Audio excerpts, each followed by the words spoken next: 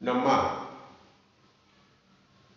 Practice psychic power ವೀಕ್ಷಕರಿಗೆ ಸ್ವಾಗತ. ಇಂದು ನಾನು ಪ್ರಸ್ತಾಪ ಮಾಡಲಿರುವ ಅಂಶವೆಂದರೆ ಬಿಪಿ, ರಕ್ತದೊತ್ತಡ ಹಾಗೂ ಅದರ ನಿವಾರಣೆ. ಇದು ತುಂಬ ಮಹತ್ತರವಾದ ವಿಚಾರ. ನಿಮಗೆ ಗೊತ್ತಿರಬಹುದು, ಬಿಪಿಯಷ್ಟು ಕೆಟ್ಟ ಕಾಯಿಲೆ, ಅಪಾಯಕಾರಿ ಕಾಯಿಲೆ ಮತ್ತೊಂದಿಲ್ಲ. ಬಹಳ ಎಚ್ಚರಿಕೆಯಿಂದ ಇದು ಕೆಡಿಸ್ಬೇಕು. ತುಂಬ ಕೆಟ್ಟ ಕಾಯಿಲೆ, ಭಯಾನಕ ಕಾಯಿಲೆ, ಅಪಾಯಕಾರಿ ಕಾಯಿಲೆ. ಇದರ ಕುರಿತು ಇವತ್ತು ನಾನು ನಿಮಗೆ ಹೇಳಲಿಕ್ಕೆ ಇಷ್ಟಪಡ್ತಾ ಇದ್ದೇನೆ.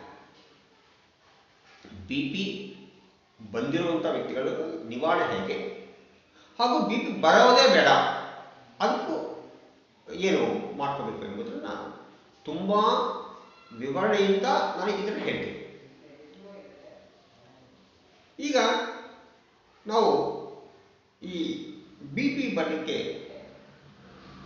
ಕಾರಣ ಏನು ಅಂತ ಮುಂಚೆ ಬಿಪಿ ಅಂತ ಕೆಟ್ಟ ಕಾಯಿಲೆ ನೋಡೋಣ ಫಸ್ಟ್.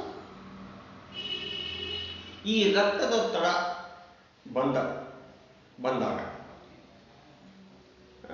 ಮಾತು ತಗೊಳ್ತಾ ಇರ್ತೀರಿ, ಅದು ಬಿಡಿ, ಅದು ವಿಚಾರ ಬೇಡ ನಮಗೆ. ನೀವು ಡಾಕ್ಟರ್ ತಗೋತೀರ, ಮಾತು ತಗೊಳ್ತಾ ಇರ್ತೀರ, ಅದು ಬಿಡಿ, ಅದು ನಿಮ್ಗೆ ಗೊತ್ತಿದೆ, ಅದು ಬೇಡ ನಮಗೆ. ಇದು ಮೇಜರ್ ಇಶ್ಯೂ. ಕಿಡ್ನಿ ಸಮಸ್ಯೆ ಬರ್ತದೆ. ಕಿಡ್ನಿ ಡ್ಯಾಮೇಜ್ ಆಗೇ 100%. ಕಿಡ್ನಿ ಡ್ಯಾಮೇಜ್ ಬಿಪಿ ಬಂದರೆ ಕಿಡ್ನಿ ಡ್ಯಾಮೇಜ್ ಗ್ಯಾರಂಟಿ, ಯಾವ ಅನುಮಾನವೂ ಬೇಡ. ಎರಡನೇದು ಲಕ್ವ, ಸ್ಟ್ರೋಕ್, ಬ್ರೈನ್ ಸ್ಟ್ರೋಕ್. ಇಷ್ಟನ್ನು ಕಟ್ಟಿಟ್ಟು ಗೊತ್ತಿ, ಇನ್ನು ಬೇರೆ ಬೇರೆ ಬರ್ತವೆ. ಅದರಿಂದ ಶುಗರ್ ಕಂಪ್ಲೇಂಟ್ ಬರ್ತದೆ, ಬೇರೆ ಎಲ್ಲ ಸಮಸ್ಯೆ ಬರ್ತದೆ. ಬಟ್ ಮೇಜರ್ ಇಶ್ಯೂ ಇಷ್ಟೇ. ಒಂದು ಸ್ಟ್ರೋಕ್, ಎರಡು ಕಿಡ್ನಿ ಡ್ಯಾಮೇಜ್. ಇಷ್ಟು ಗ್ಯಾರಂಟಿ, ಯಾವ ಸಂದೇಹ ಬೇಡ. ನೀವು ಎಷ್ಟೇ ಕೇಳ್ತಾರೆ, ಯಾವ ಸಂದೇಹ ಬೇಡ. ಇನ್ನು ಲೈಫ್ ಲಾಂಗ್ ಮಾತ್ರೆ, ಅದು ನಿಮ್ಗೆ ಗೊತ್ತೇ ಇದೆ, ಅದಂತೂ ಕ್ಷಾರ, ಅದಂತೂ ಹೋಗ್ತಾ ಇರ್ತೀವಿ. ಆವಾಗ ಆ ಲೈಫ್ ಲಾಂಗ್ ಮಾತ್ರೆ ಅಂತ ಹೇಳಿದಾಗ 100% ಟೋಟಲ್ ಬಾಡಿ ಡ್ಯಾಮೇಜ್ ಆಗ್ತಾ ಹೋಗುತ್ತೆ. ಬರ್ತಾ ಬರ್ತಾ ಬರ್ತಾ ನೀವು ಹಾಕಿಕೊಳ್ಳುವ ತೆಗೆದುಕೊಳ್ಳುವ ಪ್ರತಿ ಮಾತ್ರೆ ನಿಮ್ಮ ದೇಹವನ್ನು ಹಾಳು ಮಾಡುತ್ತದೆ. ಇದು ಬಿ ಪಿ ಬಗ್ಗೆ. ಈಗ ಆ ಬಿ ಪಿ ಕುರಿತು ನಾವು ಚರ್ಚೆ ಮಾಡೋದಿಲ್ಲ, ಅದರ ಹೆಂಗೆ ಸಾಲ್ವ್ ಮಾಡ್ಕೋಬೇಕು, ಹೆಂಗೆ ಪರಿಹಾರ ಮಾಡ್ಕೋಬೇಕು ಅನ್ನೋ ಕಡೆ ಗಮನ ಕೊಡ. ಈಗ ಇದಕ್ಕೆ ಈ ಬಿ ಪಿ ನಿವಾರಣೆಗೆ 3 ವಿಡಿಯೋ ಮಾಡ್ತೀನಿ. ಅಂದರೆ ಇವತ್ತೊಂದು, ನಾಳೆ ಒಂದು, ನಾಡಿದ್ದು ನೀವು 3 ವಿಡಿಯೋ ನೋಡಬೇಕು. ನೋಡಿದಾಗ 100% ಬಿ ಪಿಯಿಂದ ನೀವು ಮುಕ್ತರಾಗ್ತೀರಾ. 100%. ₹1 ಖರ್ಚಿಲ್ಲದೆ, ಒಂದು ಮಾತ್ರೆ ಇಲ್ಲದೆ ಬಿ ಪಿ ಅಂತ ಹೋಗುತ್ತೆ 100%. ಆದ್ದರಿಂದ ಈಗ ಈ ವಿಡಿಯೋದಲ್ಲಿ ಈ ಬಿ ಪಿ ನಿವಾರಣೆಗೆ 3 ಪಾರ್ಟ್ ಮಾಡ್ತೇನೆ. 3 ವಿಡಿಯೋ ಮಾಡಬೇಕಾಗುತ್ತದೆ. ಒಂದು, ಈ ಬಿ ಪಿಗೆ ಏನಪ್ಪ ಕಾರಣ ಅಂದರೆ ಮಾನಸಿಕ ಸಮಸ್ಯೆಗಳು, ಬಿ ಪಿಗೆ ಕಾರಣಗಳು, ದೈಹಿಕ ಸಮಸ್ಯೆಗಳು, ನಂತರ ಆರೋಗ್ಯದ ನಿಯಮಗಳು, ಆಹಾರದ ನಿಯಮಗಳು. ಈ ಮೂರು ಒಂದೇ ವಿಡಿಯೋ ಹೇಳಿಕ್ಕೆ ಬರಲ್ಲ. ಅವಾಗ ಏನಾದರೆ ಕನ್ಫ್ಯೂಸ್ ಆಗ್ತದೆ, ಸರಿಯಾದ ರೀತಿ ಹೇಳಿಕ್ಕೆ ಬರೋದಿಲ್ಲ. ಅದರಿಂದ ಮೊದಲು ಈ ವಿಡಿಯೋದಲ್ಲಿ ನಾನು ಮಾನಸಿಕ ಸಮಸ್ಯೆ ಕುರಿತು ಮಾತ್ರ ಹೇಳ್ತೀನಿ. ನಾಳೆ ಒಂದು ವಿಡಿಯೋ, ನಾಡಿದ್ದೊಂದು ವಿಡಿಯೋ, 3 ವಿಡಿಯೋ ಮಾಡೋಣ ಒಟ್ಟು. ಈಗ ಈ ಮಾನಸಿಕ ಸಮಸ್ಯೆಗಳಿಂದ ಬಿ ಪಿ ಬರ್ತದೆ ಅಂತ 100%. ಈ ಮಾನಸಿಕ ಸಮಸ್ಯೆಗಳು ಅಂದರೆ, ಇದು ಮಾನಸಿಕ ಸಮಸ್ಯೆಗಳು ಒಂದು ಮಾತಾಡಿ ಹೇಳಿದರೆ ಅದು ಅರ್ಥ ಆಗೋದಿಲ್ಲ. ಏನಪ್ಪ ಮಾನಸಿಕ ಸಮಸ್ಯೆಗಳು ಅಂದರೆ ಅದು ಸಾಕಷ್ಟಿದೆ. ಅಲ್ಲಿ 5 ಮಾತ್ರ ನಾವೀಗ ಪ್ರಸ್ತಾಪ ಮಾಡ್ತೀವಿ. 5 ಪ್ರಧಾನವಾದ ಮಾನಸಿಕ ಕಾರಣಗಳು, ಮಾನಸಿಕ ಸಮಸ್ಯೆಗಳು.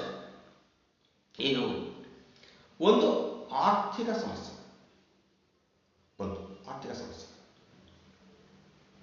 ಎರಡನೇದು ಪ್ರೇಮ ಪ್ರಕರಣಗಳು. ಮೂರನೇದು ಅನೈತಿಕ ಸಂಬಂಧಗಳು. 4ನೇದು ಕೌಟುಂಬಿಕ ವ್ಯವಸ್ಥೆ. ಐದನೇದು ಅಮಾನವೀಯ ಚಟುವಟಿಕೆ. ಇಷ್ಟೆಲ್ಲ ನಾವು ಪ್ರಸ್ತಾಪ ಮಾಡೋಣ. ಮೊದಲನೇದು ಆರ್ಥಿಕ ಸಮಸ್ಯೆಗಳು, ಫೈನಾನ್ಷಿಯಲ್ ಪ್ರಾಬ್ಲಮ್ಸ್. ಏನು? ನಾವೆಲ್ಲ ಸಾಲ ಕೊಡಬೇಕು, ಕುತ್ಕೊಂಡ್ಬಿಡ್ತಾವೆ ಒಳಗಡೆ. ಸಾಲ ಕೊಡಬೇಕು, ಸಾಲ ಕೊಡಬೇಕು, ಸಾಲ ಕೊಡಬೇಕು. ಅವ್ನು ಫೋನ್ ಮಾಡ್ತಾ ಇರ್ತಾನೆ, ಮನೆ ಬರ್ತಾ ಇರ್ತಾನೆ, ಬಡ್ಡಿ ಕಟ್ತಾ ಇರಬೇಕು, ಅವ್ರು ಹಿಂಸೆ ಮಾಡ್ತಾ ಇರ್ತಾರೆ. ಅದಕ್ಕೆ ನಮಗೆ ಸೊಲ್ಯೂಷನ್ ಸಿಗಲ್ಲ, ರೆಮಿಡಿ ಇಲ್ಲ. ಅದಕ್ಕೆ ದುಡ್ಡು ಕೊಡಬೇಕು, ದುಡ್ಡು ಕೊಡಬೇಕು, ದುಡ್ಡು ಕೊಡಬೇಕು. ಅದು ದುಡ್ಡು ಬರಲ್ಲ, ನಮ್ಗೆ ಯಾವ ಬರೋ ಇರ್ತೋ ಬರಲ್ಲ, ನಾವು ಸುಳ್ಳು ಹೇಳ್ತಾ ಹೋಗ್ತೀವಿ, ಆ ಟೆನ್ಷನ್ ಜಾಸ್ತಿ ಆಗ್ತದೆ, ಅದು ಸಾಲ್ವ್ ಆಗಲ್ಲ. ಆ ಮೈಂಡಲ್ಲಿ ಕುತ್ಕೊಂಡ್ಬಿಡ್ತಾರೆ ಆರ್ಥಿಕ ಸಮಸ್ಯೆ. ಏನು ಮಾಡೋದು? ಒಂದು ಆರ್ಥಿಕವಾಗಿ ಮತ್ತೊಂದು ಸಮಸ್ಯೆ, ನಮ್ಮ ಶಕ್ತಿ ಮೀರಿ ಸಾಲ ಮಾಡೋದು, ನಾವು ಸಾಲ ಮಾಡೋದು, ಅಥವಾ ಶಕ್ತಿ ಮೀರಿ ಯೋಚನೆ ಮಾಡೋದು. ಸಾಲ ಮಾಡೋದಕ್ಕಿಂತ ಒಂದು ಮನೆ ಕಟ್ಟಬೇಕು. ಯಾರೋ ಮನೆ ಕಟ್ತಾ ಇರ್ತಾರೆ, ಹೆಂಗೆ ಕಾಸ್ಟ್ಲಿ ಸೈಟ್ ತಗೋಬೇಕು, ಕಾಸ್ಟ್ಲಿ ಮನೆ ಕಟ್ಟಬೇಕು, ಒಂದು 50 ಲಕ್ಷ ಮನೆ ಕಟ್ಟಬೇಕು. ನಮ್ಮ ಹತ್ರ ಇರುವ ದುಡ್ಡಿರಲ್ಲ, ಅದು ಕೈ ಹಾಕ್ತೀವಿ. ನಂತರ ನಾವ್ಯಾರೋ ದುಡ್ಡು ಕೊಟ್ಟಿರ್ತೀವಿ, ಅವ್ರು ನಮ್ಗೆ ಇಂಟರ್ನೆಟ್ ಕೊಡಲ್ಲ. ದೊಡ್ಡ ಜಗಳಗಳು, ಬಡ್ಡಿ ಕೊಡ್ತಾ ಇಲ್ಲ, ದುಡ್ಡು ಕೊಡ್ತಾ ಇಲ್ಲ, ಅದಕ್ಕೆ ಸಮಸ್ಯೆಗಳು. ಈ ಆರ್ಥಿಕವಾಗಿ ಎಲ್ಲ ಆರ್ಥಿಕ ಸಮಸ್ಯೆಗಳು ಮಾತಾಡ್ತವೆ. ಒಟ್ಟಾರೆ ಇವು ಮನಸ್ಸಿಗೆ ತುಂಬ ಬೇಸರ ಮಾಡ್ತಾ ಇರ್ತವೆ. ಆ ಕಾರಣದಿಂದಾಗಿ ನಮ್ಮ ದೈಹಿಕವಾಗಿ ಅದು ಮೊದಲನೇದು BP ರೈಸ್ ಆಗುತ್ತೆ. ಮತ್ತೆ ಏನಿತ್ತು ರೆಮಿಡಿ? ನಾವು ಯಾರೋ ಹಣ ಕೊಡಬೇಕು. ಒಂದು ಸಾಲ ನನಗೆ ಒಂದು ತಿಂಗಳಿಂದ ಒಬ್ಬರು ಕಾಲ್ ಮಾಡಿದ್ರು, ಸರ್ ನೀವು ಪ್ರಾಕ್ಟೀಸ್ ಸೈಕಿಕ್ ಪವರ್ ನಾನು ವಿಡಿಯೋ ಒಂದು ಸಲ ನೋಡಿದೆ, ನಮಗೆ ತುಂಬ ಸಮಸ್ಯೆ ಇದೆ ಸರ್, ದುಡ್ಡಿನ ಸಮಸ್ಯೆ, ಮತ್ತೆ ಸರ್ ಪರಿಹಾರ ಆಗುತ್ತದ? ಅವ್ರು ಪರಿಹಾರ ಆಗುತ್ತೆ ಎಂಬ ಶಬ್ದ ಹೆಂಗಿರ್ತದೆ, ಸರ್ ಬಂದು ದುಡ್ಡು ಕೊಡ್ತೀವಿ ನೀವು, ಆ ಮಟ್ಟಕ್ಕಿತ್ತು ಪರಿಸ್ಥಿತಿ. ನಗು ಬಂದಲ್ಲಿ ಪ್ರಾಕ್ಟೀಸ್ ಸೈಕಿಕ್ ಪ್ರಾಕ್ಟೀಸ್ ಮಾಡೋದ್ರಿಂದ ನಿಮಗೆ ಬೇಗ ಹಣ ಉದುರುವುದಿಲ್ಲ, ಸುಳ್ಳದು, ಸಾಧ್ಯನೇ ಇಲ್ಲ. ಮತ್ತೆ ಹೇಗೆ ಸಮಸ್ಯೆ ಹೇಗೆ ಪರಿಹಾರ ಆಗುತ್ತದೆ? ಪರಿಹಾರ ಆಗ್ತದೆ, ಅದರಲ್ಲಿರೋ ಅದು 100 ಪರಿಹಾರ ಆಗ್ತದೆ ಪ್ರಾಕ್ಟೀಸ್ ಸೈಕಿಕ್ ಪವರ್ ಮೂಲಕ. ಹೇಗೆ ಆಗ್ತದೆ? ಮೊದಲು ನಾವ್ಯಾರೋ ಹಣ ಕೊಡಬೇಕು, ತಿಟ್ಕೊಳ್ಳ. ಅವ್ನು ಕೇಳ್ತಾನೆ, ಪದೇ ಕೇಳ್ತಾನೆ, ನಾವು ಸುಳ್ಳು ಹೇಳ್ತಾ ಇರ್ತೀವಿ, ಬಡ್ಡಿ ಕಟ್ಟಕ್ಕಾಗ್ತಾ ಎಲ್ಲ ಮಾಡ್ತಾ ಇದ್ದೀವಿ. ಆಗ ಟೆನ್ಷನ್ ತಡ್ಕೊಳಕ್ಕಾಗ, ರಾತ್ರಿ ನಿದ್ದೆ ಬರ್ತಾ ಇಲ್ಲ, ಸರಿಯಾಗಿ ಊಟ ಸೇರ್ತಾ ಇಲ್ಲ, ಜೀರ್ಣ ಆಗ್ತಾ ಇಲ್ಲ, ಮನೆಯಲ್ಲಿ ಜಗಳಗಳು, ಮತ್ತು BP ಬರ್ತಂಗೆ ಇರ್ತಲ್ಲ, ಇದ್ದೇ ಬಂದೇ ಬರ್ತದೆ. ಮತ್ತು ಸಾಲ್ವ್ ಮಾಡೋದು ಹೇಗೆ? ಪ್ರಾಬ್ಲಮ್ ಹೇಗೆ ಸಾಲ್ವ್ ಮಾಡ್ತೀರಾ? ಅದಕ್ಕೆ ಮೊದಲು ನಾವು ಈ ಮಾನಸಿಕ ವಿದ್ಯೆ ಅಭ್ಯಾಸ ಮಾಡಬೇಕು. ಅದು ಪ್ರಾಕ್ಟೀಸ್ ಸೈಕಿಕ್ ಪವರ್ ಇರಲಿ, ರೇಖಿ ಇರಲಿ, ಹಿಪ್ನಾಟಿಸಮ್ ಇರಲಿ, ನ್ಯೂರೋಲಿಂಗ್ವಿಸ್ಟಿಕ್ ಪ್ರೋಗ್ರಾಮ್ ಇರಲಿ, ಏನೇ ನಿಮ್ಮ, ಅಥವಾ ಪ್ರಾಣಾಯಾಮ ಇರಲಿ, ಯೋಗ ಇರಲಿ, ಧ್ಯಾನ ಇರಲಿ, ನಿಮ್ಮ ಅನುಕೂಲ ತಕ್ಕಂಗೆ ಒಟ್ಟಾರೆ ಮಾನಸಿಕವಾಗಿ ನಮ್ಮ ಮನಸ್ಸು ಮಾತು ಕೇಳಬೇಕು. ಆ ಸ್ಥಿತಿಗೆ ನಾವು ಬರಬೇಕು. ಮೊದಲು ಈಗ ಉದಾಹರಣೆಗೆ ನಾವು ಬೆಳಗ್ಗೆ ಹಣ ಕೊಡಬೇಕು ಅಂತ ಹೇಳ್ತೀವಿ, ಅದು ದುಡ್ಡಿನ ಮಾತ್ರ. ಬೆಳಗ್ಗೆ ಈಗಲ್ವಲ್ಲ, ಮನಸ್ಸು ಕೂಲ್ ಮಾಡ್ಕೋಬೇಕು. ಮನಸ್ಸು ನಮ್ಮ ಹತೋಟಿಯನ್ನು ಇಟ್ಕೋಬೇಕು, ಚಂಚಲವಾಗಬಾರ್ದು, ಯೋಚನೆ ಮಾಡಬೇಕು. ಅದೇ ನಾವು ಬೆಳಗ್ಗೆ ಹಣ ಕೊಡ್ತೀವಿ ಹೇಳ್ತೀವಿ, ಹಣ ಇಲ್ಲ, ಹಣ ಬರ್ತಾ ಇಲ್ಲ, ಮತ್ತೆ ನಾವೇನು ಮಾಡಬೇಕು? ಮೊದಲು ಮನಸ್ಸು ಕೂಲಾಗಬೇಕು. ಆಮೇಲೆ ಹಣ ಕೊಡೋದು ಆಮೇಲೆ ಕೂಲಾಗಿ ಯೋಚನೆ ಮಾಡಬೇಕು. ನಿಜವಾಗ್ಲೂ ಬೆಳಗ್ಗೆ ದುಡ್ಡು ಕೊಡೋಕೆ ಆಗುತ್ತಾ? ಆಗಲ್ಲ. ಪ್ರಾಮಾಣಿಕವಾಗಿ ಭಾಳ ಮುಖ್ಯ. ನಾವು ಸುಳ್ಳು ಹೇಳ್ಕೊಬಾರ್ದು. ಅವ್ನಿಗೆ ಕನ್ವಿನ್ಸ್ ಮಾಡಬೇಕು, ಸರ್ ನನ್ನ ಹತ್ರ ದುಡ್ಡಿಲ್ಲ, 1 ತಿಂಗಳು 2 ತಿಂಗಳು 3 ತಿಂಗಳು ಬಿಟ್ಟು ಕೊಡ್ತೀನಿ, ಅವ್ರಿಗೆ ಸಮಯ ಸಿಗುತ್ತದೆ. ಅವ್ನು ಕನ್ವಿನ್ಸ್ ಆಗಲ್ಲ, ಜಗಳ ಮಾಡ್ತಾನೆ, ಅವಮಾನ ಮಾಡ್ತಾನೆ, ಆಗಲಿ ಬಿಡಿ, ನಾವು ತಪ್ಪು ಮಾಡಿಲ್ವಾ? ಅವ್ನಿಗೆ ಹಣ ಕೊಡಬೇಕು, ಹಣ ನಾವು ತಗೊಂಡು ಅವನಿಗೆ ಕೊಡ್ತಿದ್ದೆ, ಅದು ನಮ್ಮ ತಪ್ಪಲ್ವಾ? ನಮ್ಮ ತಪ್ಪಿಗೆ ಪನಿಷ್ಮೆಂಟ್. ಅವನು ನಮಗೆ ಬೈತಾನೆ, ಅವಮಾನ ಮಾಡ್ತಾನೆ, ಎಲ್ಲ ಮಾಡ್ತಾನೆ.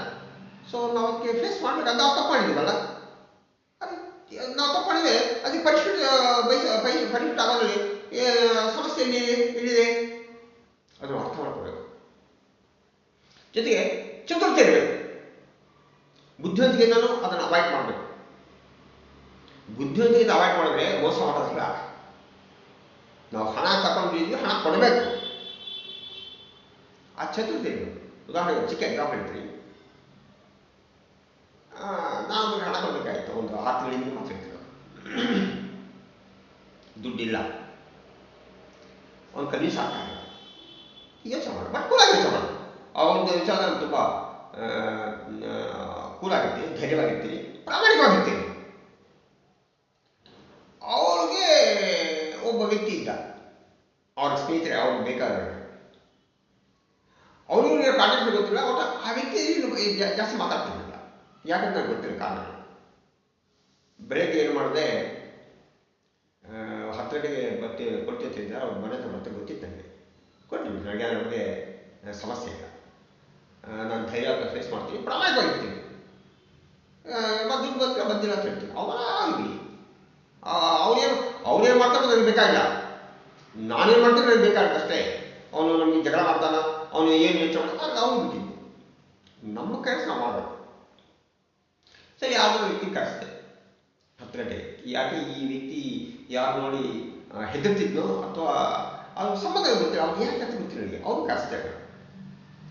ಕರೆಸಿ ಈ ದುಡ್ಡು ಬಗ್ಗೆ ಏನು ಹೇಳ್ತಾರೆ, ಮನೆ ಕುತ್ಕೊಂಡು ಮಾತಾಡ್ತಾ ಇದ್ದಾರೆ. ನನಗೂ ಅವ್ನು ಭಾಳ ಸ್ನೇಹ ಆಯಿತು, ಮಾತಾಡ್ತಾ ಕುತ್ಕೊಂಡೆ. ಅವರು ಹತ್ತಿರ ಬರ್ತಾರೆ ಗೊತ್ತಿತ್ತು ನನಗೆ. ಬಂದ್ರು ಆ ವ್ಯಕ್ತಿ, ದುಡ್ಡು ಕೇಳಕ್ಕೆ ಬಂದರು. ಆದರೆ ಈ ವ್ಯಕ್ತಿ ಜೊತೆ ಇದ್ದಲ್ಲ, ದುಡ್ಡು ಕೇಳಕ್ಕಾಗಲ್ಲ. ಬಟ್ ನಾನೇ ಕೂಡ ಮಾತಾಡ್ತೀನಿ, ಕುತ್ಕೊಳ್ಳಿ ಅಂತ ಹೇಳಿ 3 ಜನ ಟೀ ಕುಡಿದ್ವಿ, ಮನೆ ಟೀ ಮಾಡಿಸ್ತಾರೆ, ಟೀ ಕುಡಿದ್ವಿ. ಎಲ್ಲಿ ದುಡ್ಡು ಬಗ್ಗೆ ಬಂದಿಲ್ಲ. ಸರಿ, ಅವನು ಸರ್ ಬರ್ತೀನಿ ಅಂತ ಎದ್ದೋಗ್ಬಿಟ್ಟ. ಅವನಿಗೆ ಬೇರೆ ಮಾತಾಡಿದ್ವಿ, ಸರಿ ಎದ್ದೋಗ್ಬಿಟ್ಟ. ಈ ವ್ಯಕ್ತಿ ಇದ್ನಲ್ಲ, ಅವನ ಟೆಂಪ್ಟ್ ಏನಾಯ್ತು, ಕಡಿಮೆ ಆಯಿತು. ದುಡ್ಡು ಕೇಳಕ್ಕೆ ಬಂದಿರೋದು, ಮತ್ತು ದುಡ್ಡು ಕೇಳ್ತಾನೆ, ದುಡ್ಡು ಕೇಳ ಬಂದ್ರೆ ಕೇಳ್ತಾನೆ, ತಪ್ಪೇನಿದೆ. ಬಟ್ ಅಲ್ಲಿ ಸ್ವಲ್ಪ ಸಮಯ ತಗೊಂಡಲ್ಲ, ಸ್ಕೂಲ್ ಆಗ. ಮತ್ತು ಅವನು ದುಡ್ಡು ಕೇಳೋದಕ್ಕೆ ನಾನೇ ಹೇಳ್ಬಿಡಿದೆ, ನೋಡಿ ಒಂದು ವಿಚಾರ ತಿಳ್ಕೊಳ್ಳಿ, ಹಣ ಕೇಳಕ್ಕೆ ಬಂದಿರೋದು ಅವ್ರು ಕೇಳೋದು ನೀವು ಇರಬೇಡಿ, ನೀವೊಂದು ತಗೊಳ್ಳಿ. ಕೇಳಿ, ಇಲ್ಲ ಸರ್ ನನಗೆ ಹಣ ಬರಬೇಕಾಗಿತ್ತು, ಬಂದಿಲ್ಲ, ಒಂದು 2 ತಿಂಗಳು ಕೊಡ್ತೀನಿ ಅಂತ ಹೇಳಿದೆ. ಸ್ವಲ್ಪ ಗರ್ವ ಆದ. ಹಾಲು ಅಷ್ಟೊಂದು ರೈಸ್ ಆಗ್ತಿಲ್ಲ. ಆಯಿತು, ನೀವು 2 ತಿಂಗಳು ಹಾಲು ಕೊಡ್ಬೇಕು ನೋಡಿ, ಸರಿ ಬಡ್ಡಿ ಹಾಕ್ಕೊಡ್ತೀರ, ಬಡ್ಡಿ ಒಂದು 3-4 ಬಡ್ಡಿ ಕೊಡ್ತೀನಿ ಅಂತ ಹೇಳಿದೆ. ಬಡ್ಡಿ ಕೊಟ್ಟೆ. ಅದಕ್ಕೆ 2-3 ತಿಂಗಳು ಟೈಮ್ ಸಿಕ್ತು, ಗಲಾಟೆ ಹಾಕಿಲ್ಲ. ಆಮೇಲೆ ಕೊಟ್ಟ ಬಿಡಿ, ಅದು ಪ್ರಶ್ನೆ ಬೇರೆ. ಈ ಬುದ್ಧಿವಂತಿಗೆ ಇರಬೇಕು ಮನುಷ್ಯನಿಗೆ. ಬುದ್ಧಿವಂತಿಗೆ ಅಂದರೆ ದಯಮಾಡಿ, ಬುದ್ಧಿವಂತಿಗೆ ಬೇರೆ, ಮೋಸ ಮಾಡೋದು ಬೇರೆ. ಮೋಸ ಮಾಡಿ ಎಂದೂ ನಾನು ಹೇಳ್ಕೊಡಲ್ಲ. ನಾನು ಸೈಕಿಕ್ ಪವರ್ ಗ್ರ್ಯಾಂಡ್ ಮಾಸ್ಟರ್. ಒಬ್ಬರು ಮೋಸ ಮಾಡಿ ನಾನು ಎಂದು ಹೇಳೋದಿಲ್ಲ. ಬುದ್ಧಿವಂತಿಗೆ ಸಮಯ ತಗೊಂಡಿದ್ದೀವಿ, ಪ್ರಾಮಾಣಿಕ ನಾವು ಹಣ ಕೊಡಬೇಕು. ಇದು ಬುದ್ಧಿವಂತಿಕೆ. ಯಾವಾಗ ಇದೆಲ್ಲ ಬರ್ತಂದ್ರೆ ನಾವು ಮಾನಸಿಕ ವಿದ್ಯೆ ಕಲ್ತ್ಕೊಂಡಾಗ, ನಮ್ಮ ಮನಸ್ಸು ಕೂಲಾಗಿದ್ದಾಗ, ಸರಿಯಾಗಿ ಯೋಚನೆ ಮಾಡಿದಾಗ ಸರಿಯಾದ ಪರಿಷ್ಕಾರ ಸಿಗುತ್ತೆ ಪರಿಷ್ಕಾರ ಸಿಗದಂಥದ್ದೇನಿಲ್ಲ. ದಯಮಾಡಿ ಇಂಥ 2 ಕೆಲಸ, ಅವ್ನಿಗೆ ಏನು ಮಾಡೋದು ಗೊತ್ತಿಲ್ಲ, ಈಗ ಮಾಡೋದು 2 ಕೆಲಸ ಇರ್ತವೆ, ಆ 2 ಮಾಡ್ಕೊಬೇಡಿ. ಒಂದು, ಪ್ರಾಣ ತಗೊಳ್ಳೋ ಪ್ರಯತ್ನ ಮಾಡೋದು, ಆತ್ಮಹತ್ಯೆ ಮಾಡ್ಕೊಳ್ಳೋ ಪ್ರಯತ್ನ ಮಾಡೋದು, ಅಥವಾ ಊರು ಬಿಟ್ಟು ಹೋಗೋದು, ಅಥವಾ ಅವರೇ ದಬ್ಬಾಳಿಕೆ ಮಾಡೋದು. ಈ 3 ತಪ್ಪು. ನಾವು ಆತ್ಮಹತ್ಯೆಗೆ ಯೋಚನೆ ಮಾಡಬಾರ್ದು, ಊರು ಬಿಟ್ಟು ಯೋಚನೆ ಮಾಡಬಾರ್ದು, ಅವ್ರನ್ನ ದಬ್ಬಾಳಿಕೆ ಮಾಡ್ಕೋಬಾರ್ದು. ನಾವು ಹಣ ಕೊಡಬೇಕು, ಅವ್ರನ್ನ ದಬ್ಬಾಳಿಕೆ ಮಾಡಿ, ಅದು ಹೇಗೆ ಸತ್ಯ, ಸರಿ ಅದು ಏನು ಮಾಡ್ಕೋಬಾರ್ದು. ನಂತರ ನಮಗೆ ನಮ್ಮ ಸಾಲ ಕೊಡಬೇಕು, ನಾವು ಬೇರೆ ಸಾಲ ಕೊಡಬೇಕು, ಅನ್ನೋದು ಸತಾಯಿಸ್ತಾರೆ. ಅದನ್ನು ಗಂಭೀರವಾಗಿ ನಾವು ಡೀಲ್ ಮಾಡಬೇಕು. ಅಭ್ಯಾಸ ಮಾಡೋದು, ಅಮಾನವೀಯ ವರ್ತನೆ ಮಾಡೋದು ತಪ್ಪದು. ನೀವು ಮೊದಲು ಹಣ ಕೊಟ್ಟಿದ್ದು ನಿಮ್ಮ ತಪ್ಪು, ಹಣ ಕೊಡಬಾರ್ದು. ನೀವು ಕೊಟ್ಟಿದ್ದೀವಿ, ತಗೊಳ್ಳಿ, ಗೌರವ ತಗೊಳ್ಳಿ. ಮುಂದೆ ಹೇಳಿದೆ, ನಮಗೆ ದುಡ್ಡೆಲ್ಲ ಮನೆ ಕಟ್ಟಬೇಕಂತ ಪ್ಲ್ಯಾನ್ ಮಾಡ್ತೀವಿ, ಅಥವಾ ಎಲ್ಲೋ ಟೂರ್ ಮಾಡಬೇಕು ಅಥವಾ ಇನ್ನೇನೋ ಅಂತ ನಮ್ಮ ಹತ್ರ ದುಡ್ಡಿಲ್ಲ, ಲಕ್ಷಗಟ್ಟಲೆ ಕೊಟ್ಟಿದ್ದೆ ಪ್ಲ್ಯಾನ್ ಮಾಡ್ತೀವಿ. ದೊಡ್ಡ ತಪ್ಪು, ಬೇಡ. ಇವತ್ತು ಮನೆ 10 ವರ್ಷ ಮನೆ ಕಟ್ಟಿ, ನೀವು ನಿಮ್ಮ ಹತ್ರ ದುಡ್ಡಿದ್ದಾಗ ಕಟ್ಟ್ರಿ. ಸೊ ಇದಕ್ಕೆ ನಾವು ಹೇಳೋದು ಸುಲಭ ಅಲ್ಲ, ಮನಸ್ಸು ನಮ್ಮ ಕೈಲಿಡಬೇಕು. ಆ ಮನಸ್ಸನ್ನು ಕೈಲಿಡಬೇಕಂದ್ರೆ ಒಂದೇ ಒಂದು ದಾರಿ, ಪ್ರಾಕ್ಟೀಸ್ ಸೈಕಿಕ್ ಪವರ್. ಬೇರೆ ದಾರಿ ಹುಡುಕೊಳ್ಳಿ, ಸಂತೋಷ. ನನ್ನ ಮೂಲಕ ನಿಮಗೆ ಸಿಗುವಂತಹ ವ್ಯವಸ್ಥೆ ಅಂದರೆ ಪ್ರಾಕ್ಟೀಸ್ ಸೈಕಿಕ್ ಪವರ್. ಇದು ಆರ್ಥಿಕ ಸಮಸ್ಯೆಗಳ ಬುದ್ಧಿವಂತಿಕೆಯಿಂದ. ಈಗ ನನಗೆ ಸಲಹೆಗೆ ಅವರ ಇದು ಪ್ರತಿ ವ್ಯಕ್ತಿಯು ಬೇರೆ ಬೇರೆ ಥರ ಸಲಹೆಗಳು. ನೀವೇನು ಸಲಹೆ ಕೇಳಿದೆ, ನಾನು ಸಲಹೆಗಳ ಸಿದ್ಧವಾಗಿದೆ. ಆರ್ಥಿಕ ಜಗತ್ತು. ನಂತರ ನಿಮಗೆ 2ನೇ ವಿಚಾರ ಹೇಳಿದೆ, ಪ್ರೇಮ ಪ್ರಕರಣಗಳು, ಲವ್ ಅಫೈರ್ಸ್. ಇದು ಯೌವನದಲ್ಲಿರ್ತಕ್ಕಂಥ ಹುಡುಗಿಗೆ ಒಂದು ಶಾಪ ಅಲ್ವಾ. ಅವರಿಗೆ ಹೈ ಪೀಕಲ್ ಇರ್ತದೆ, ಸೆಕ್ಸುವಲ್ ಡಿಸೈರ್ಸ್, ಆ ಲೈಂಗಿಕ ಆಕರ್ಷಣೆ ಹೈ ಪೀಕಲ್ ಇರ್ತದೆ ಆ ವಯಸ್ಸಲ್ಲಿ. ಅವನಿಗೆ ಯಾವನೋ ಗೊತ್ತಿಲ್ಲ, ಇವ್ಳು ಯಾವಾಗ ಗೊತ್ತಿಲ್ಲ, ಲವ್ ಅಂತ ಹೇಳಿ ಏನು ಮಾಡ್ತಾರೆ ಅಂದರೆ, ಆಕರ್ಷಣೆ ಹೆಂಗಿರ್ತದೆ, ತಂದೆ ತಾಯಿ ಧಿಕ್ಕರಿಸ್ತಾರೆ, ಸಮಾಜ ಧಿಕ್ಕರಿಸ್ತಾರೆ, ತುಂಬ ಸಮಸ್ಯೆ ಅದು. ಆದರೆ ನಾವು ಅವ್ರು ಧಿಕ್ಕರಿಸಿ ನಾವು ಕೊಡ್ತೇವೆ, ಆದರೆ ಅವರು ನರಕ ಯಾತ್ರೆ ನೋಡ್ತಾರೆ, ನರಕ ಅನುಭವಿಸ್ತಾ ಇರ್ತಾರೆ. ಅಕ್ಷರಶಃ ನರಕ ಆದವರಿರ್ತಾರೋ, ತಂದೆ ತಾಯಿಗೆ ಹೇಳ್ಕೊಳ್ಳೋಕ್ಕಾಗಲ್ಲ, ಸಮಾಜಕ್ಕೆ ಹೇಳ್ಕೊಳಕ್ಕಾಗಲ್ಲ, ಅವರ ವೃತ್ತಿ ಓದಲು ಹಾಳು ಮಾಡ್ಕೊಳ್ತಾರೆ, ಜೀವನ ನರಕ ಮಾಡ್ಕೊಳ್ತಾರೆ. ಅಲ್ಲಿ ಹುಡುಗಿನೂ ಹೌದು, ಹುಡುಗನೂ ಹೌದು. ಮತ್ತೆ ಇದಕ್ಕೆ ಏನು? ಮತ್ತೆ ಬಿ ಪಿ ಬರ್ತಾಯಿರುತ್ತೆ ವಯಸ್ಸಲ್ಲಿ ಇದೆಲ್ಲ ಮಾಡಿದ್ರೆ, ನಿದ್ದೆ ಬರಲ್ಲ, ಊಟ ಸೇರಲ್ಲ, ಮತ್ತೆ ಬಿ ಪಿ ಬರಲಿರ್ತದ. ಇದಕ್ಕೂ ಸಹ ನಿಮಗೆ ಒಂದೇ ಒಂದು ಮಾರ್ಗ, ಪ್ರಾಕ್ಟೀಸ್ ವಿತ್ ಸೈಕಿಕ್ ಪವರ್. ಮೊದಲು ಮನಸ್ಸು ಕಂಟ್ರೋಲ್ ಮಾಡ್ಕೊಂಡ್ಬಿಡಿ. ಆ ಮನಸ್ಸು ಕಂಟ್ರೋಲ್ ಆಗ್ತದೆ, ಕ್ಲಿಯರ್ ಆಗಿರ್ತದೆ. ನಾನು ಮಾಡ್ತೇನೆ ಸೈನಾ, ನಾನು ಮಾಡ್ತೇನೆ ತಪ್ಪ, ಅವರ ಮನಸ್ಸು ಅವ್ರ ಮಾತು ಹೇಳ್ತದೆ. ಇದಿಷ್ಟೇ ಆಗೋದು. ಈ ಒಂದು ಸಲ ಅನಿಸುತ್ತೆ, ನಾನು ಈ ಥರ ಮಾಡಬಾರ್ದಾಯ್ತು, ನಮ್ಮ ತಂದೆ ತಾಯಿಗೆ ಮಾಡಿಸುವ ಇಷ್ಟಲ್ಲಿ ಬೇಡ ಅಂತ ಅನಿಸ್ತಾ ಇರ್ತದೆ. ಅನಿಸುತ್ತಷ್ಟೇ, ಅದು ಇಂಪ್ಲಿಮೆಂಟ್ ಆಗಲ್ಲ. ಸೊ ಬುದ್ಧಿ ಬೇರೆ, ಮನಸ್ಸು ಬೇರೆ. ನೀವು ಬುದ್ಧಿ ಮಾತು ಕೇಳಲ್ಲ, ಮನಸ್ಸು ಮಾತು ಕೇಳಿ, ಮನಸ್ಸು ನಿಮ್ಮನ್ನು ಆಗ್ತಾ ಇರ್ತದೆ ಆ ಸಮಯದಲ್ಲಿ. ಅದಕ್ಕೆ ಸಹ ಬಿಡಿ, ಪ್ರಾಕ್ಟೀಸ್ ಸೈಕಿಕ್, ಬೇರೆ ದಾರಿಗಳಲ್ಲಿ. ನಂತರ ಮುಂದೆ ವಿಚಾರ, ಅನೈತಿಕ ಸಂಬಂಧಗಳು, ಇಲ್ಲಿಜಿಟಿಮೇಟ್ ಕಾಂಟ್ಯಾಕ್ಟ್ಸ್. ಇದು ತುಂಬ ನೋಡಿದೆ, ತುಂಬ ಜನ ಹತ್ರ ಬಂದಿದೆ ಈ ವಿಚಾರ. ಅವಳಿಗೆ ಮದುವೆ ಆಗ್ತದೆ, ಇವನಿಗೆ ಮದುವೆ ಆಗಿರ್ತದೆ, ಹೆಂಡತಿ ಗೊತ್ತಿದ್ದಂಗೆ ಅವನು ಯಾವ ಸಂಬಂಧ ಇಟ್ಕೊಳ್ತಾರೆ, ಇವಳು ಗಂಡ ಗೊತ್ತಿದ್ದಂಗೆ ಯಾರ ಜೊತೆ ಸಂಬಂಧ ಇಟ್ಕೊಳ್ತಾರೆ. ಕಾರಣಗಳು ಬೇರೆ.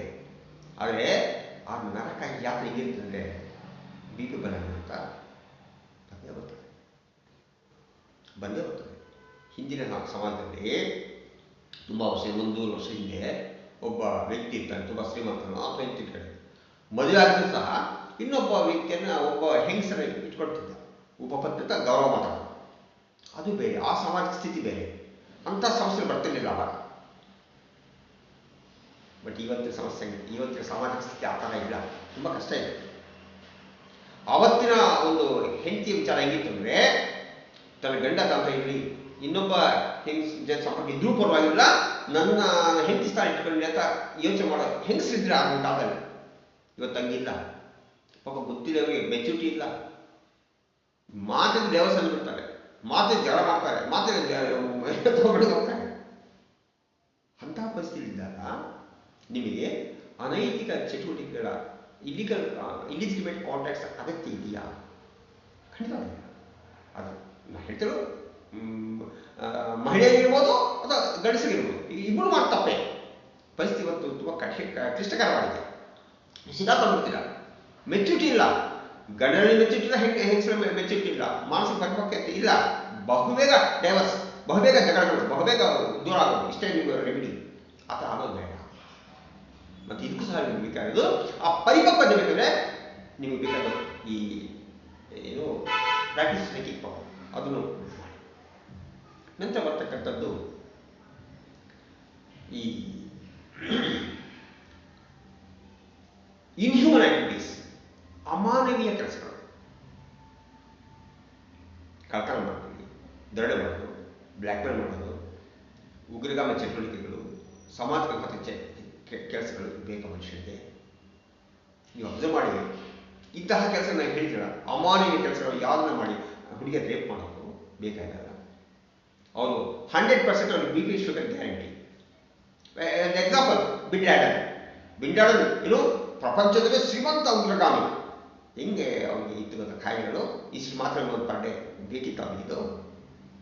ಇದು ಬೇಕಿತ್ತ?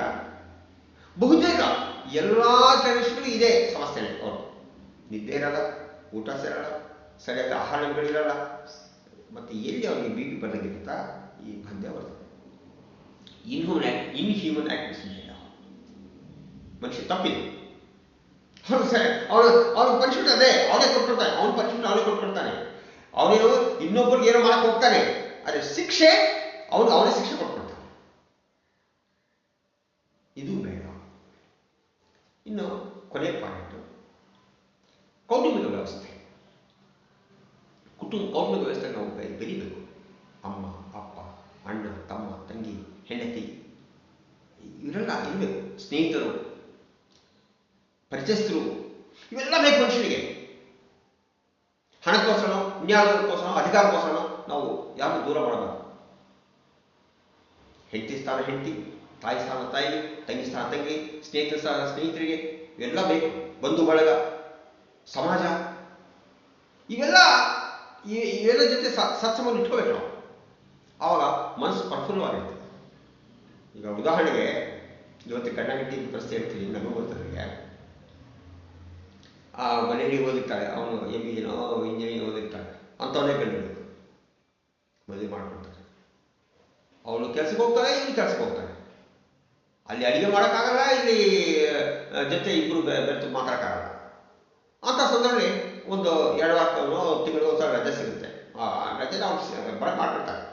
ರಜೆ ಸಿಕ್ಕಿದಾಗ ಗಂಡ ಹೆಂಡತಿ ಜಾಲಿಯಾಗಿ ಮಾತಾಡ್ತಾ ಅಥವಾ ಏನೋ ಬಿಟ್ಟು ಟೂರ್, ತಮಿಳುನಾಡಿಗೆ ದೇವಸ್ಥಾನಕ್ಕೆ ಹೋಗೋಣ, ಇನ್ನೆಲ್ಲಿಗೋ ಹೋಗೋಣ. ಅರೆ ಅದು ರಜಾ ಸಿಕ್ಕಿದೆ ಅಪರೂಪ. ಜಾಲಿಯಾಗಿ ಗಂಡ ಹೆಂಡತಿ ಒಂದು ರೂಮಲ್ಲಿ ಉದಯ ಹೋಯ್ತು, ಅದೇ ಸ್ವರ್ಗ. ಅದು ಗೊತ್ತಿಲ್ಲ ಅವರಿಗೆ. ಸಾಕಷ್ಟು ಹಣ ಇದೆ, ಸಾಕಷ್ಟು ಓದಿದ್ದಾರೆ, ಗಂಡ ಹೆಂಡತಿ ಜೊತೆ ಇದ್ದರೆ ಸಾಕು, ಅದೇ ಸ್ವರ್ಗ. ಯಾವ ಮಾತು ಬೇಕಲ್ಲ, ಟ್ರೈನಿಂಗ್ ಮಾತ್ರ ಬೇಡ, ಅವ್ರ ಜೊತೆ ಇದ್ದರೆ ಆ ಮಾತು ಅವೇ ಬರ್ತಾರೆ. ಹಾಗೆ ವಿಶೇಷವಾದ ತರಬೇತಿ ಬೇಕಾ, ಏನು ಮಾತಾಡಬೇಕು ಅಂತ. ಏನು ಮಾತಾಡೋದು ನಡೀತದೆ, ಜೊತೆ ಇದ್ದರೆ ಸಾಕು. ಇದು ಸಹ ಗೊತ್ತಿಲ್ಲ, ಇದು ಗೊತ್ತಿಲ್ಲ ಮನುಷ್ಯ. ಮತ್ತೆ BP ಬರ್ತಂಗಿರುತ್ತಾ? ಗಂಡ ಹೆಂಡತಿ ಇರ್ಬೇಕಾದ್ರೆ ಗೊತ್ತಿರಾದ್ಮೇಲೆ ಇನ್ನು ಅವನ ತಂಗಿಯ ತಂಗಿ ಮಾತಾಡಬೇಕು, ತಮ್ಮ ತಂಗಿ ಮಾತಾಡಬೇಕು, ತಾಯಿ ತೆಗಿಬೇಕು ಗೊತ್ತಿರ್ತಾವ ಅವನಿಗೆ? ಗೊತ್ತಿರಲ್ಲ, ಕಷ್ಟ ಮಾತಾಡ್ತಾರೆ. ಅವನಿಗೆ ಯಾರು ಓದಿರ್ತಾರ, ನಾನು ಇಂಜಿನಿಯರ್, ನಾನು MBA, ನಾನು MCOM, ನಾನು officer, superiority complex. Superiority complex ನಿಮ್ಮನ್ನು ಹಾಳು ಮಾಡೋದು, ಇವರೇ ನಿಮ್ಮನ್ನು ಹಾಳು ಮಾಡೋದು. ಗೊತ್ತಿಲ್ಲ ಅದು. ಇದು ಬೇಡ. ನಿಮ್ಮ ಹಣ, ನಿಮ್ಮ ಅಧಿಕಾರ, ನಿಮ್ಮ ಶಿಕ್ಷಣ, ಸಂಬಂಧಗಳ ಸತ್ಸಂಬಂಧ ಬೆಳೆಸಬೇಕು ಹೊರತು ನೀವು ಒಂಟಿ ಆಗಬೇಡಿ. ಅಹಂಭಾವ ಬೇಡ. ಆ ವ್ಯವಸ್ಥೆ, ಆ ಕೌಟುಂಬಿಕ ವ್ಯವಸ್ಥೆ ಇರ್ಬೋದು, ಬಂಧು ಬಳಗ, ಸಮಾಜ ಎಲ್ಲ ನೀವು ಆ ಜೊತೆಯಲ್ಲಿ ಇರಬೇಕು. ಸಹಜ ಅವರು ಸಹ ಬದಲಾವಣೆ ಮಾಡಿ. ಮೊದಲು ನೀನು ಒಳ್ಳೆಯನಾಗು, ನೀನು ಮಾನವೀಯ ಗುಣಗಳಿರಲಿ, ನಂತರ ನಿಮ್ಮ ಗುಣ ಬದಲಾವಣೆ ಮಾಡ್ತಾರೆ. ನೀವು ಹೇಳಬೇಕಾಗಿಲ್ಲ. ನೀನು ಚೆನ್ನಾಗಿದ್ದಾಗ ಹೆಂಡತಿ ತಾನೇ ಬದಲಾವಣೆ ಆಗ್ತಾಳೆ, ಕೆಟ್ಟದಾಗ ಬದಲಾವಣೆ ಆಗ್ತಾಳೆ, ಅಣ್ಣ ತಮ್ಮ ಬದಲಾವಣೆ ಆಗ್ತಾರೆ. ನೀನು ನೀತಿ ಹೇಳಬೇಕಾಗಿಲ್ಲ. ನೀನು ಚೆನ್ನಾಗಿ ಮೊದಲು ನೀನು ಒಳ್ಳೆಯನಾಗಿರು. ಆ ಒಳ್ಳೆತನ ಏನಿರ್ತದೆ ಇನ್ನೊಬ್ಬ ಒಳ್ಳೆಯನ ಮಾಡ್ತಾನೆ. ನೀತಿಯಿಂದ ಮನುಷ್ಯ ಒಳ್ಳೆಯನಾಗಲ್ಲ. ನೀನು ಸಿಗರೇಟ್ ಸೇರ್ತಾ ಇರ್ತೀಯ, ಇನ್ನೊಬ್ಬರು ಹೇಳ್ತೀಯ ಸಿಗರೇಟ್ ಸೇರ್ಬೇಡ, ಇಟ್ಸ್ ನಾಟ್ ಲೈಕ್ ದಟ್. ತಪ್ಪದು. ನೀನು ಸಿಗರೇಟ್ ಸೇರ್ಬೇಡ, ನೀನು ಆಲ್ಕೋಹಾಲ್ ಡ್ರಿಂಕ್ಸ್ ತಗೋಬೇಡ, ನೀನು ಇನ್ನೊಬ್ರು ದ್ರೋಹ ಮಾಡಬೇಡ, ನೀನು ಇನ್ನು ಸುಳ್ಳು ಹೇಳಬೇಡ. ಸಹಜವಾಗಿಯೇ ತಾನಾಗಿಯೇ ನಿಮ್ಮ ಕೌಟುಂಬಿಕವಾಗಿ ನಿಮ್ಮ ಮಕ್ಕಳಿರ್ಬೋದು, ನಿಮ್ಮ ಅಣ್ಣ ಇರ್ಬೋದು, ನಿಮ್ಮ ಹೆಂಡತಿ ಇರ್ಬೋದು, ನಿಮ್ಮ ತಂಗಿ ನಿಮ್ಮ ಮಾತು ಕೇಳ್ತಾರೆ.